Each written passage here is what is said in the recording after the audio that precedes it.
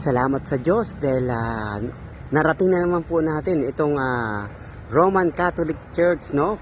Parish of St. John the Baptist, no? Yan. So ituturo ko po kayo dito. Yan. Thanks God, no? Nakarating po tayo dito.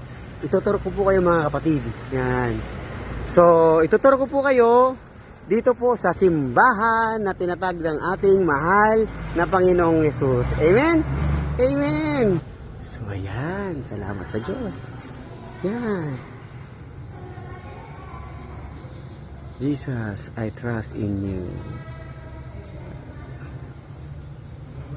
Napakabuti ng Diyos, Stella. Talagang ipinagkaloob niya talaga na makarating po tayo dito. Yan. So, ito po yung simbahan po dito sa Sara, Iloilo. Yan. Yan. Ganyan po kaganda, no? Yan. Yan. Salamat sa Diyos. Yan, ituturo ko po kayo. So, ito po yung simbahan na to. Dito po ikakasal yung aking kapatid, no? Salamat sa Diyos. At ipinagpapasalamat po natin yan sa Diyos. Dahil dito po sila ikakasal. Dito po sa simbahan na tinatag ng ating mahal na Panginoong Yesus. Amen? Amen. Yan. Talagang napakabuti ng Diyos dahil ipinagkaloob niya, no? Sa dalawa, no? Sa kapatid ko at sa mapapangasawa niya na dito po sila ikakasal. Dito po sa simbahan ng ating mahal na Panginoong Yesus. Amen? Amen. Thanks God. Yan. Salamat sa Diyos. God is good. Sobra-sobra. God is good all the time. Yan.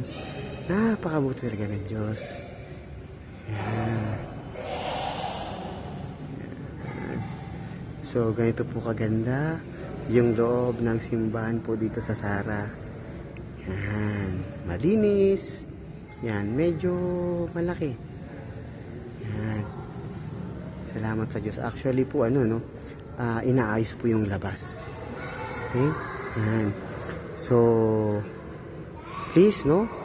Ugaliin po magsimba every Sunday. And kung nagsisimba ka everyday, much better. Mas maganda, no?